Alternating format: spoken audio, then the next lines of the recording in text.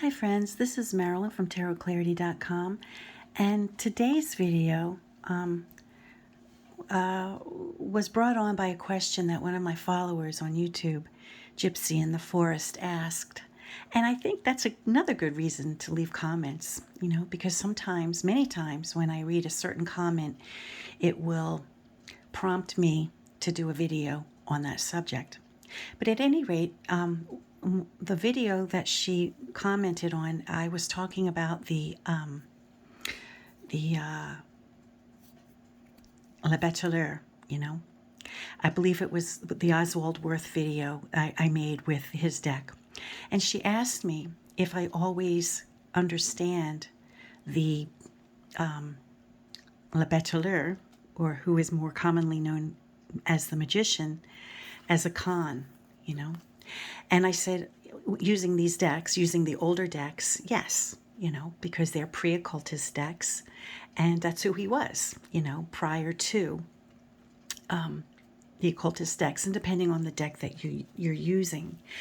But it did prompt me to pull a handful of decks from various times, and I didn't pull any Swiss decks. If I had more room across the page, I would have pulled a Swiss deck, but these were the five that I pulled to show each card and how maybe a country or a culture or a region of the same country might have,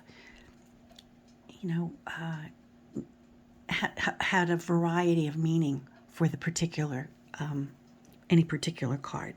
And I end it with a Albanos Waite Smith deck rather than the Rider-Waite Smith. This one, I think it was the first Waite Coman-Smith deck I ever owned.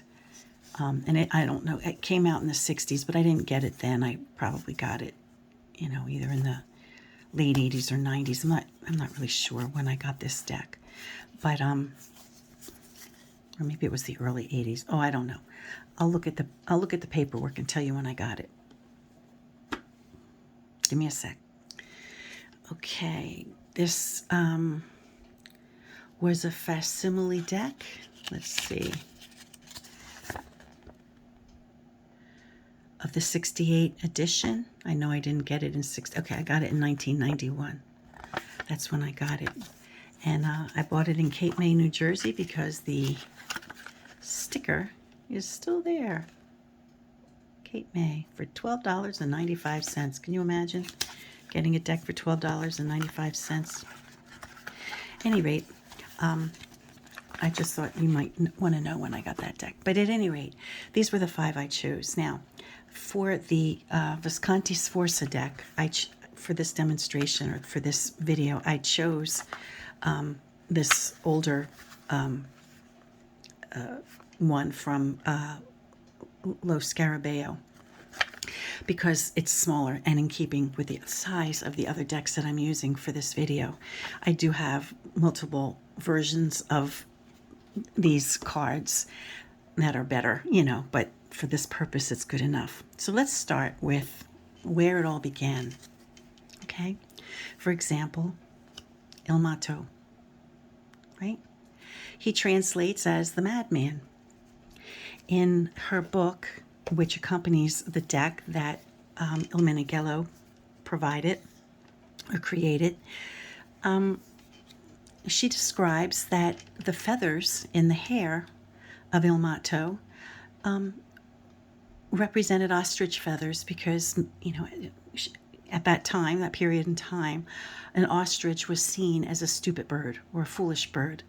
And so someone who had feathers in their hair would have been understood as someone who was a little light in the head, He also has some type of goiter, which maybe suggests, health neglect or some kind of health issues. He's obviously in his undergarments, tattered clothes, his leggings coming down.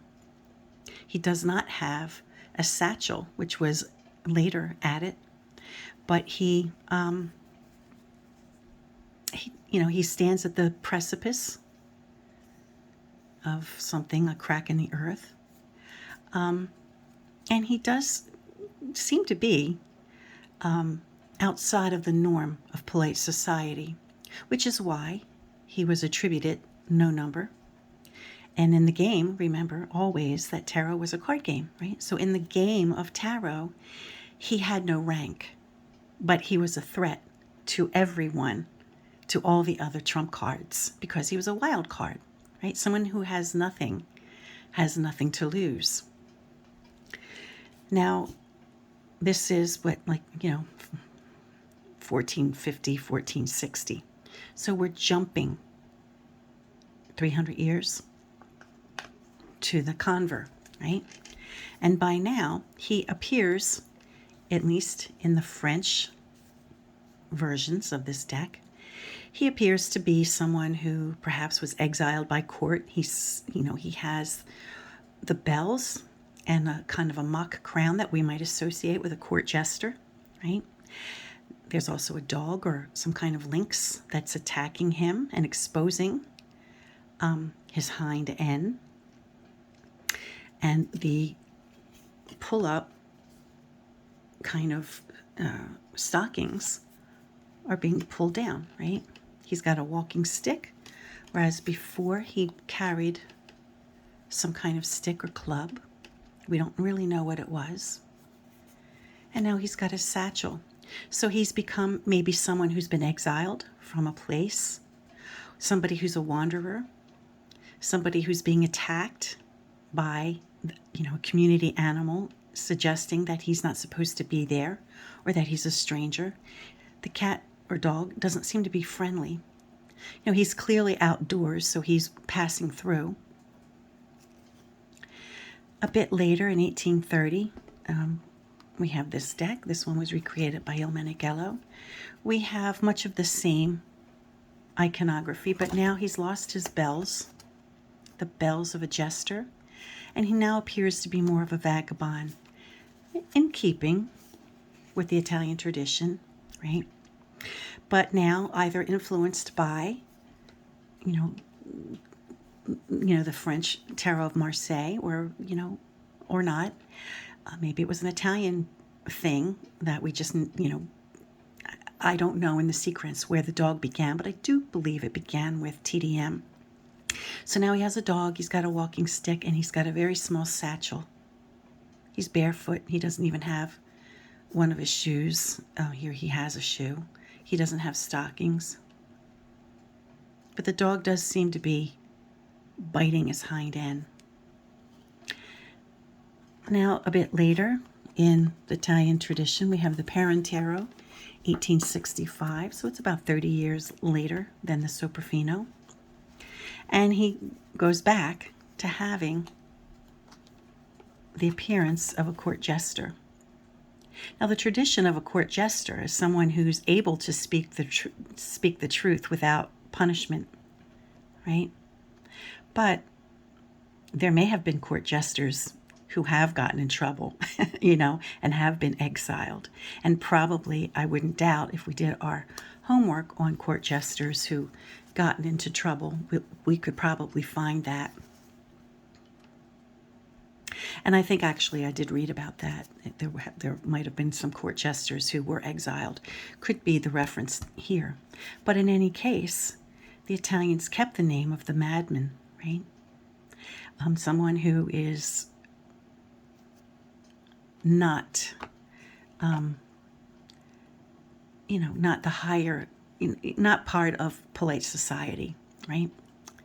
And then we skip a few hundred, maybe 50 years beyond this, and we have, we have the original drawings would have been 1909, the DAC 1910 of published by writer Waite and Smith. The difference between this deck, which came out, 60 years after the original, or 50 years after the original writer Waite, is just color, but the images are the same. So then suddenly we have an evolution, and remember, these were occultist cards. They had an agenda, right?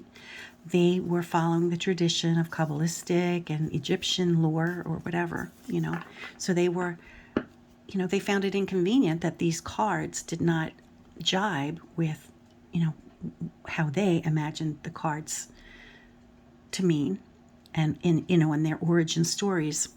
And so we have a vagabond or a wanderer, exiled, right? An exiled wanderer. And suddenly we have a youth of privilege, certainly in very fine garments, with a dog who appears more to be a faithful companion than something that's attacking him. And perhaps they made reference to the precipice at the edge of the original card that we have.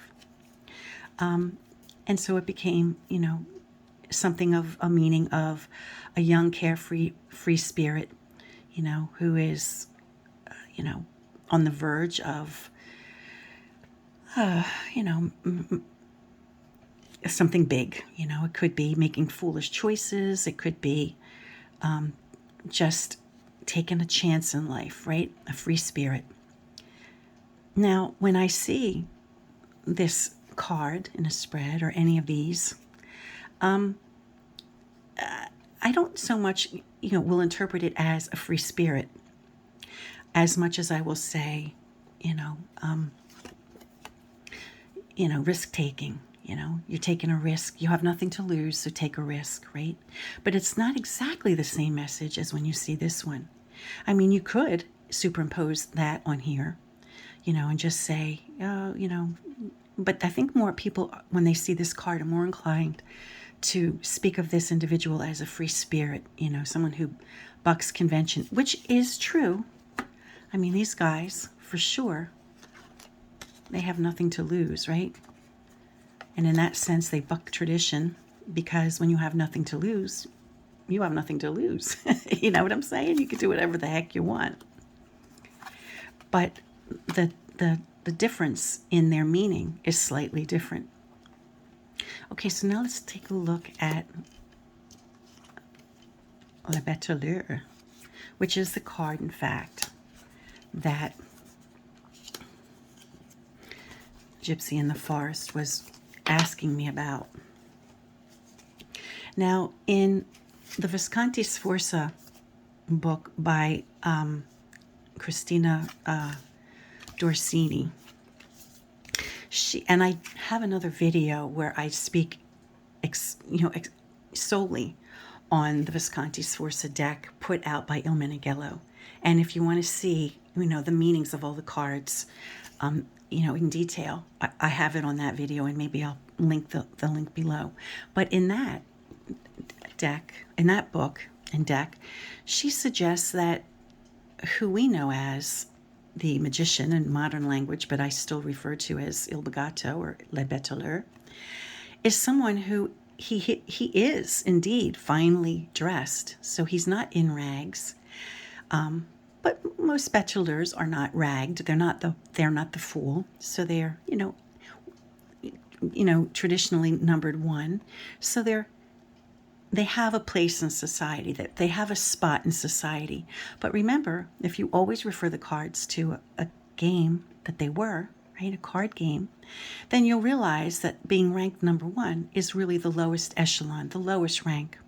So although he might be dressed in fine clothes, he might have been dressed in fine clothes because he was performing in some capacity for a royal family, and he could not appear in rags.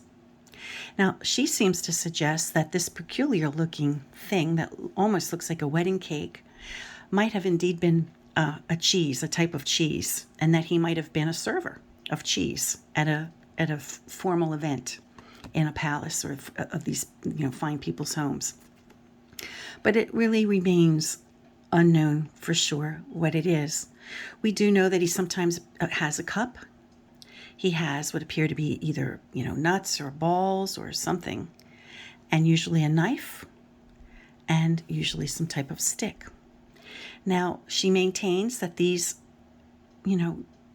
objects or tools would have been tools for cheese making or preparing the cheese or whatever he was doing.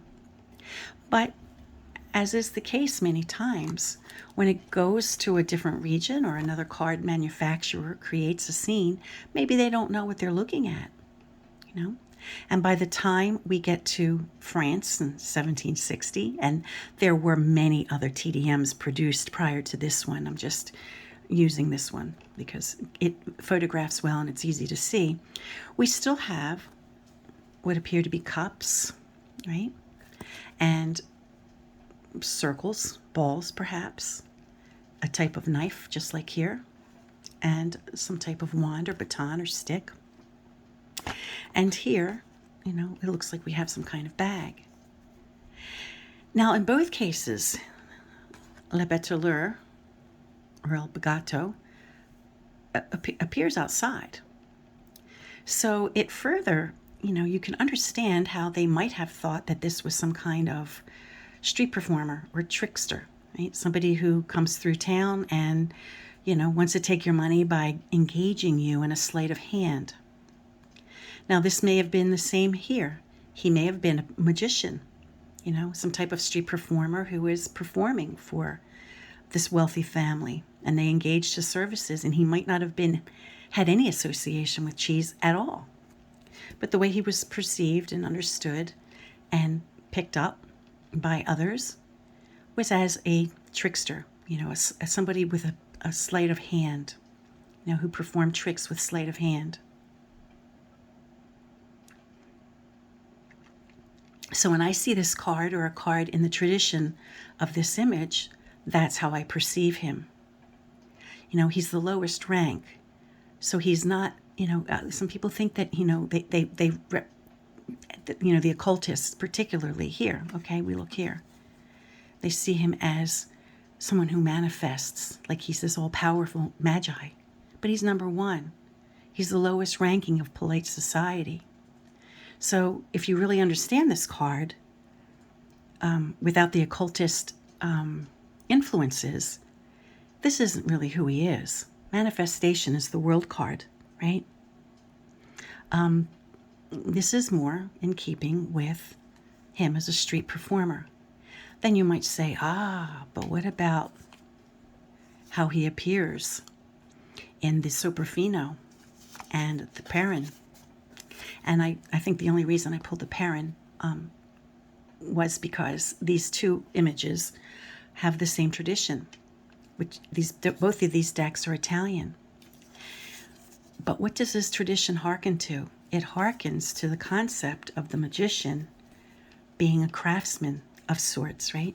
Because if this guy indeed was an artisan of cheeses or fine cheeses, or, you know, preparing cheese for a family feast, you know, for a noble family, then these two guys kind of make sense in the Italian tradition of being craftsmen or artisans of sorts.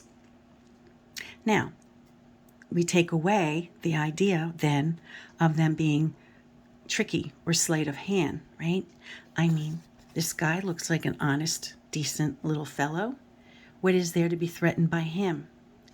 Well, nothing, you know, but he's still number one and he's still the lowest rank. So maybe, you know, it could suggest that the guy does shoddy work. You know, here he's drinking, apparently, alcohol. We're not sure, but the goblet looks to be transparent and it looks like there's liquid in it. Or it could just be a two-toned glass, you know, a goblet of some type. Clearly, he has the tools of a cobbler. So he is a craftsman. He has a bag, a satchel with where he might keep his tools. And here the same. You know, but if you combined the two traditions, it could be said that, you know, he is of the lower echelon of society. Maybe he's known for cutting corners. Maybe he does shoddy work. Maybe he does good work. Maybe he is a craftsman, who are always underappreciated, you know, in society, usually. So, you know, it all depends on the deck then, right? So when you would use this deck or this deck, you might not see him as a con as you would in a traditional TDM. You might see him rather as someone who is, you know, a craftsman. Not rich, never will be rich. You know, maybe he doesn't aspire to be more than what he is. that kind of thing. So yes, you might see Le Bachelor or Il Bagato or Il Bagatelle, whatever he's known as as a craftsman, But that's far different from, this. This guy is exalted, right? As a master. These guys might be master shoemakers, right? But I don't get the feeling that they aspire to be anything above and beyond that. Maybe they make a great pair of shoes, and there's nothing against that. But I get the sense that they'll never be Gucci. Hey, but you never know. You never know. So I guess they have potential. And I guess, in that regard, when you see these kind of cards where they're not street performers, you could get a little bit more of a sense that they're craftsmen or they have a trade. These guys are not outdoors, rather, they're indoors. So they are a little bit settled. But always remember, I always maintain, or I always keep in mind their rank. Because their rank will clue us in to where they fit, right, in the scheme of society. So now let's take a look at the female pope. Now, Gertrude Moakley maintains that she might have been Sister Manfreda, who belonged to a particular sect in the 1200s or 1300s. She had been a distant ancestor of either the Viscontis or the Sforzas, I don't remember which. And, she had been, elected Pope by her order, which of course would have been heretical to the, Catholic teachings of the time because of their tradition against women, basically. Let's say it the way it really is. And or she could have been, Pope Joan, who was someone else not related to the Visconti Sforza clan, who also raised to the rank of Pope. However, she had disguised herself as a man. And then when it was found out that she was a woman, she, of course, was killed for her crime. But in this deck, she has the papal tier, so it clearly identifies her as a person of the rank of Pope. Then she has her staff, right? And then she has a book, which we presume to be the Bible. And she has a particular type of garment and dress, which was probably reflective of an order, that her outfit would have identified her order, who she was and where she was from. So we don't really know who she is. So she remains a woman of mystery, right? And again, in my numerology series, I have, I go through each card and what their origin stories are. So if you were to watch those, you would get, the information. If you were to go back to my playlist on numerology, you would see each one of these trump cards up to 10, including the Fool. So she is a woman of mystery. She's a woman of knowledge. Knowledge is power, obviously. We're not really sure who she is in the conver, in the TDM. But again, she's a woman with a type of crown. We're not really sure if that's a triple crown because it kind of looks cut at the top. But she's got an open book. Here it's a closed book. And again, we presumably assume that it's, some kind of holy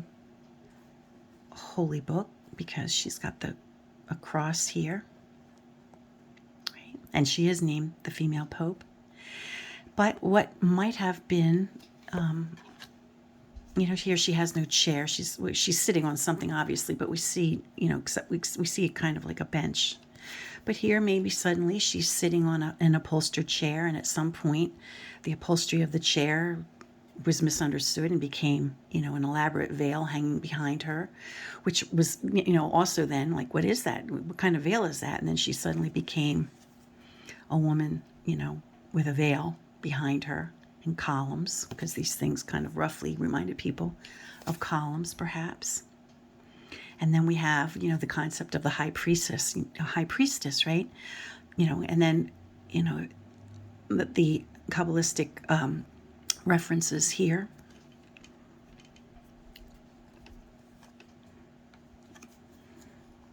And then in these two decks,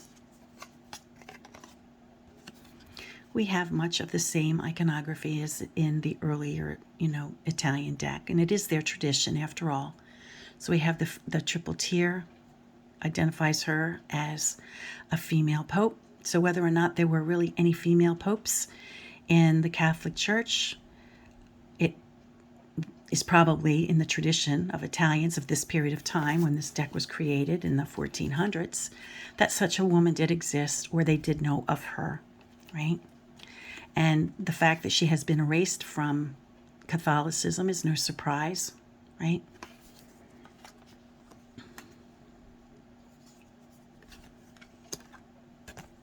Now, this video is already 26 minutes, and I haven't even made a dent in the procession. You know, we're only on number 3, or actually this will be the 4th card. And there's 21, you know, there's 21 total. So I don't know how long you'd be willing to hang in there for a continuation. Maybe I'll stop it. I'll stop at this one, because I don't like going on and on and on for very long videos, you know. I think small pieces is good. I mean, I think a lot of people don't have 2 hours to sit and watch a video, right? And if they have to pause it, they'll never go back to it. So I think bite-sized pieces are probably better for me. Okay, so now we're on the 3rd card. Now, she's clearly a woman of power. She's titled the Empress, right? L'Impératrice. She has a secular crown. She has a shield, undoubtedly representing, you know, her clan, her people, you know, that whatever, you know, family motif. She's wearing strange green gloves, and I haven't read this, but I kind of in my mind think they might have been like falconer's gloves, which would show that she was a person of privilege, because how many people participate in falconry who aren't rich or privileged in some way? I believe her garments, you know, are reflective of her family. And again, you know, I think they can be very specific if you knew what they were. And in the Dorsini book, she does discuss, you know, what the clothes represent. So in a TDM, the conver, on this one, I didn't give credit, is the Artisan Tarot group. You know, again, was her chair upholstered? And this is the back upholstery. At some point, you know, it looks like in some decks she had wings, you know, but who knows, right? Again, the symbolism of the eagle. Here, her orb, her scepter with an orb and a cross, because she, you know, they believed, you know, rulers, you know, believed that they were, you know, their reign was, you know, divinely, you know, given. It was, you know, they had the right to reign, right? But at any rate, you know, she's a secular woman as opposed to the spiritual or religious woman of the female pope. She's probably politically inclined. You know, she's got the globe here after all, right? The orb that would represent, I think, in part, you know, that she was a woman of the world. She had power. She does appear to be seated outdoors by the tuft of, you know, plant, and then the green background, which may have been, you know, earth. She might be a landowner, certainly a person of power.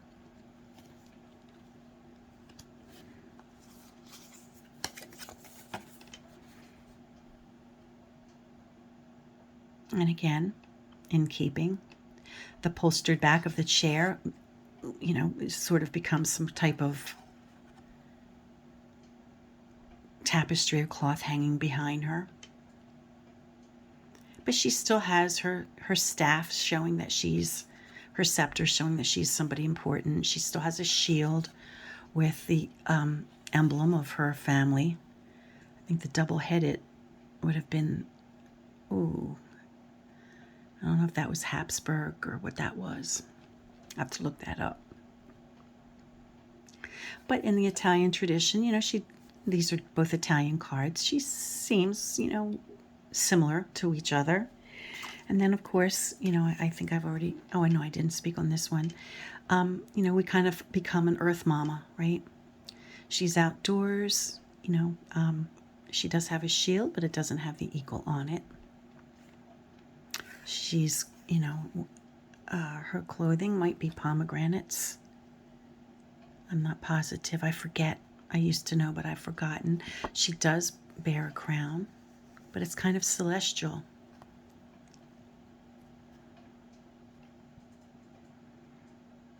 So she kind of has become like the quintessential Earth Mama. And, you know, I think it's okay to think of the Empress as a motherly figure, because after all, an Empress is a motherly figure, right? There are people in her charge. With great power comes great responsibility, especially if you are in a ruling capacity, right? So it's okay, I think, to think of the Empress as a mother or some type of powerful woman, certainly of the secular world, though. You know, my impression of this woman is a secular woman more than one who is, you know, more spiritual, like the high priestess of this deck, right? Is this the one? Yeah.